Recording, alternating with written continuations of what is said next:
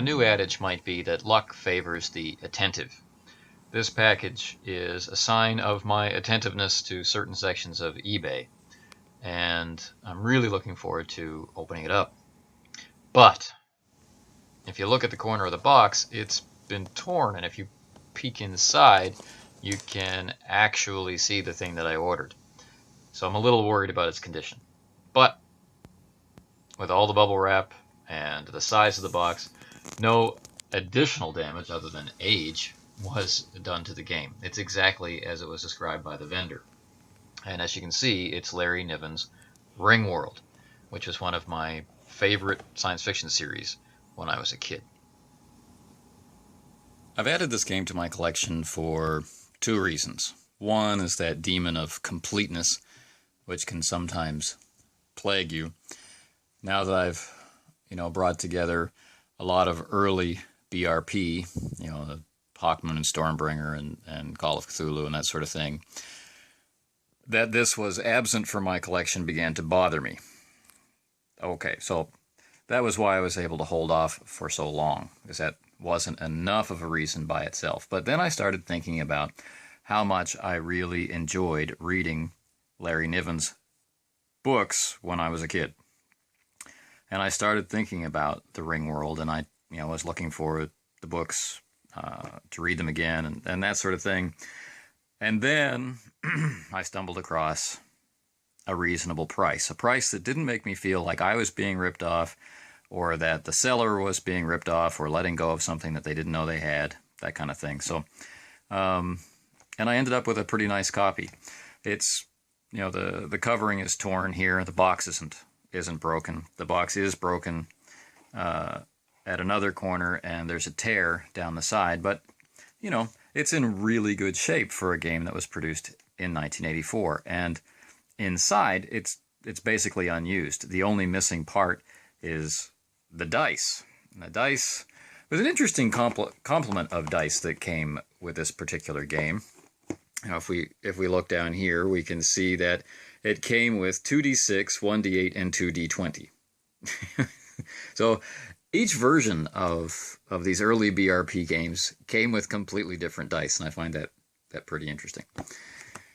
So the way that this game is billed, compared to licensed properties that we're seeing these days, is that the focus is still very much on building your own characters. And in fact, this back section here goes to pretty strong lengths to indicate that the authors of the game have created more than Niven did, that there will still be surprises, that they are, working in collaboration on the setting, not just giving you the settings that already existed in the book. And I think that's telling and interesting.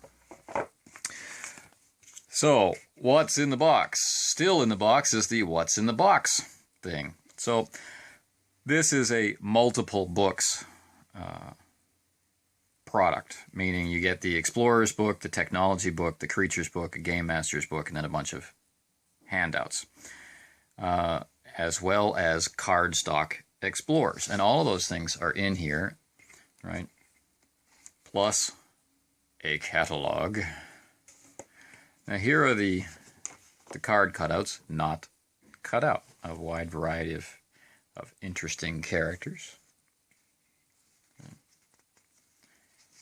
The handouts, more handouts.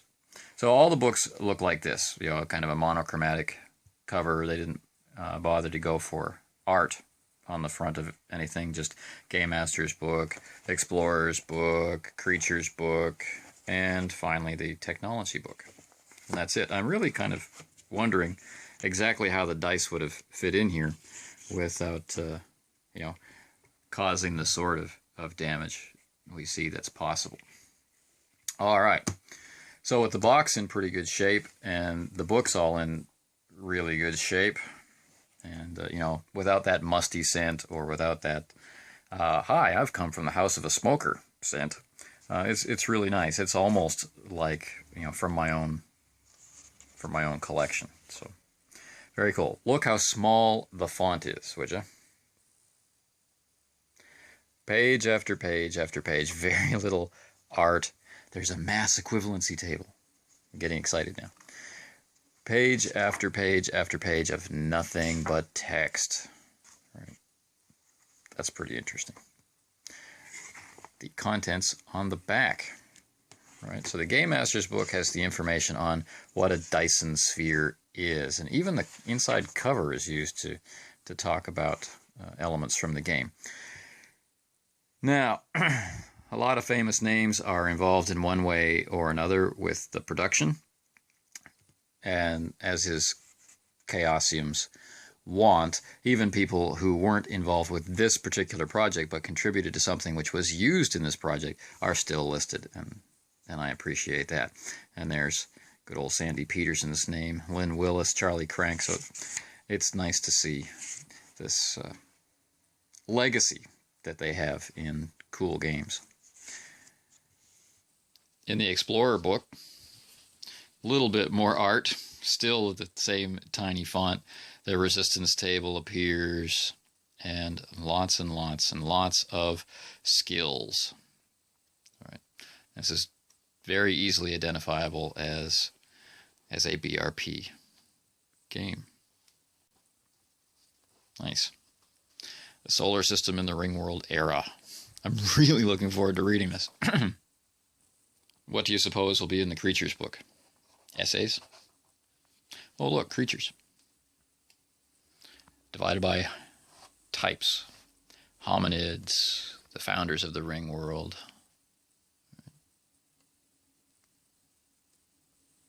Lots of stuff. And the technology book. A little bit more art. Not much. And yeah, the comm disk, what probes are like, memory tools. I'm not sure how that's going to translate now. But sonic scanners. Right. The Tri-D recorder. The Tracy. I wonder why it might be called the Tracy. The character sheet for the Ringworld Explorer is pretty basic. What we're looking at, as you can tell, is the back. And it has our friendly, iconic hit location that we still see represented in RuneQuest 6 today. And action ranking, the impulse of completion, movement rate. Lots of very familiar stuff. I like this. Weapons. Power supply, energy draw, damage range, and attack percent. Very simple, easy to use character sheet. Here's the front, a little busier. Interesting. Lots of skills, lots and lots of skills. It's almost like it's a delivery unit solely for the skills. Later sheets would definitely make, I guess, better use of space, because really all we have here are the stats, the derived traits, description, and then a ton of skills and blanks for you to put in your own skills. Looking inside the catalog, this is the Spring 84 catalog. What's it got in it? It has an editorial from the very, very famous Greg Stafford, creator of Glorantha, creator of Pendragon, and so much more. And one system, 5 games. And he's talking about even then. They had a lot of games. They had a focus on a single system and difficulty communicating that to the gaming audience. So they had, in 1984, Stormbringer, Call of Cthulhu, Superworld, ElfQuest, and Ringworld, and much more was about to come. And they had just licensed off RuneQuest to Avalon Hill, and they were talking about the products that still existed, the Player's Box, the Game Master's Box, and the Deluxe Box, and the prices. $38 for the Player's Box and Game Master's Box combined. I wonder what that goes for today. No, I don't. And then we have an ad for Steve Perrin's ElfQuest. We have an ad for the product itself, Ringworld. We've got the Superworld ad. I remember this ad. And Bad Medicine for Dr. Drugs, which was the adventure. It's still pretty easy to get that.